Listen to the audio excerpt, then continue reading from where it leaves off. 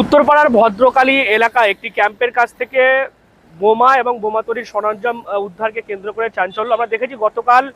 এই উত্তরপাড়ার ভদ্রকালী মহিলা যে ক্যাম্প রয়েছে সেখানে যেমনটা অভিযোগ ওঠে, সিভিক ভলেন্টিয়ার এবং তার প্রতিবেশীদেরকে তাদের বাড়ির লক্ষ্য করে কেউ বা কারা নকল যে জর্দার যে বাক্স সেটার উপরে সুতো দিয়ে বোমের আকার তৈরি করে একটা আতঙ্ক ছড়ানোর চেষ্টা করে এবং পুলিশ জানায় যে যারা এর পেছনে আছে তাদেরকে গ্রেফতার করা হবে। এবং তারপরে দেখা যাচ্ছে আজ সকালেও সেই মহিলা ক্যাম্পে গিয়ে পুলিশ যে মশলা, বোমা তৈরির মশলা এবং অন্যান্য সরঞ্জাম সেটা উদ্ধার করে এবং তার পাশাপাশি দেখা যায় বোম স্কোয়াডও সেখানে নিয়ে আসা হয়।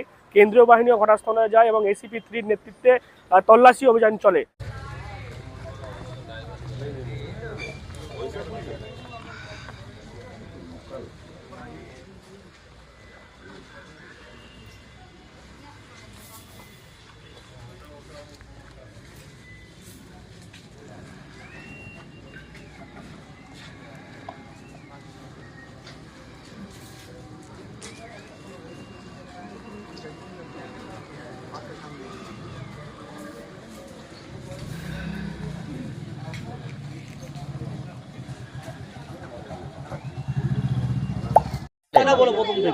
এখানে গেলাম ওদিকে টয়লেট করতে, তখন দেখলাম ছাদের উপরে একটা ব্যাগ।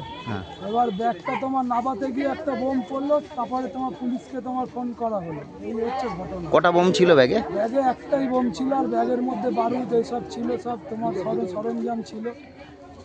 মানে এই পরপর দুদিন বোমা উদ্ধার হলো। এরকম আমরা ছোট থেকে বড় হয়েছি, আজ অব্দি এরকম হয়নি। আমাদের তোমার জন্মের আগেও নাকি অনেক ছিল এইসব, সেসব হয়নি, কিন্তু এখন যা শুরু হয়েছে এটা তোমার অন্যরকম। একটা আতঙ্ক সৃষ্টি হচ্ছে এলাকা।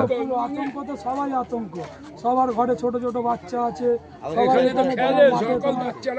সবাই তোমার কারাই বোম মজুত করেছিল কিছু আন্দাজ আছে? এইটা স্যার আমরা বলতে পারছি না এখন। মানে কাউকে দেখা যায়নি। আপনার নাম?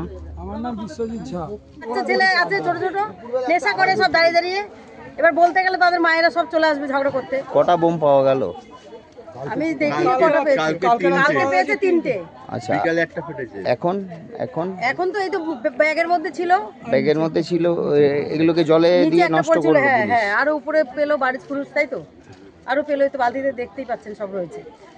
কি হবে এখন? কোনো শাসন নেই। আগে একটা শাসন ছিল, শাসনটা নেই বলে সব এত বেড়েছে। কারা এই বোম মজুত করছে কিছু আন্দাজ আছে? আসল জায়গাটাকে বন্ধ করতে পারছে? সরকারকে বলুন না যে মদ গাঁজা এগুলো বন্ধ করতে, তাহলে সব মানুষ ছেলেগুলো বাঁচবে। আমাদের সব গরিব ঘরেই নেশাগুলো করে করে আমার বড় তো নেশাতেই মরে গেল। সরকারকে বলুন নেশাটা বন্ধ করতে। আপনার নামটা? মঞ্জু মণ্ডল। কিছু বোমা, তারপর আজকে এখন বোম স্কোয়াড এলো, কতটা আশ্বস্ত আপনারা? দেখুন, প্রশাসনের কাজ করছে, আমরা আশাবাদী যে এবার একটু কিছু ভালো হবে। আমরা চাই সবাই শান্তিভাবে থাকতে।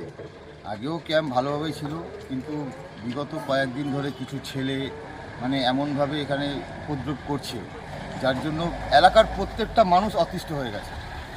মানুষ এখন পরিবর্তন করেছে, মানুষও নিজের উদ্যোগে মানুষ এখন নেমে পড়েছে এদেরকে ইয়ে করার জন্য। এত বোমার মজুদ, বোমা কোথা থেকে আসছে এগুলো পুলিশ আছেন, পুলিশরা তদন্ত করবেন, তদন্ত করে জানতে পারবেন যে কোথা থেকে বোমা আসছে না আসছে। আপনারা কতটা আতঙ্কিত এখানকার মানুষ? প্রচুর, মোটামুটি সবাই ভয়ে আছে। সবাই আমাকে বলছে যে কি হচ্ছে, এগুলো কোথা থেকে এসব আসছে। এখন তো ব্যাপক তল্লাশি এবং চলছে আপনাদের। হ্যাঁ, বোম স্কোয়াড এসছেন, ওরা তল্লাশি করছেন, ওরা চেক করে দেখবেন আর কি আছে না আছে। আমরাও আশাবাদী যে এখানে এখন শান্তিপূর্ণ পরিবেশ তৈরি হবে। আমরাও চাই সবাই শান্তিভাবেই থাকতে চাই। আপনার নাম? আমার নাম প্রশান্ত সমদ্দার। বেরোতেই পারে, তাই না? ওটা হচ্ছে ব্যাপার। আর আমরা এরকম কোনোদিন করিনি, আমরা এরকম কোনোদিন চাই না এরকম হোক আমাদের এখানে। কি চাইছেন এখন? আমরা চাচ্ছি এই ক্যাম্পের একটা ব্যবস্থা হোক। আমি এটাই চাই, পুলিশ ব্যবস্থা গ্রহণ করুক, একটা পূর্ণবদতি হোক ক্যাম্পে, এখানে একটা ব্যবস্থা হোক। আমি এটাই চাই। তাহলে এটা যদি করা হয় তাহলে খুব, এই বছরই আমি এটা চাই যাতে এটা বিজেপি পার্টি থেকে এই জিনিসটা করে দেয় আমাদের, তাহলে আমরা খুব কৃতজ্ঞ থাকবো বিজেপি পার্টি থেকে। আর ভোটার প্রচুর হবে, এটাই আমি চাই। আপনার নামটা? আমার নাম রূপম বিশ্বাস। বিভিন্ন দেখা যায় মেটাল ডিটেক্টর মেশিন নিয়ে পুলিশ তল্লাশি অভিযান করে। তবে যেমনটা মনে করা হচ্ছে শান্ত এলাকা, সেখানে কেন এই বোমাতঙ্ক ছড়ানো হচ্ছে, এর পেছনে কে বা কারা রয়েছে, গোটা বিষয়টা কিন্তু খতিয়ে দেখছে উত্তরপাড়া থানার পুলিশ। কি বলবেন আপনারা এই বিষয় নিয়ে? অবশ্যই কমেন্ট করুন কমেন্ট বক্সে। এরকম আরও খবর পেতে নজর রাখুন ডিএনএন বাংলায়। ডিএনএন বাংলা সবার মনে, সবার ফোনে।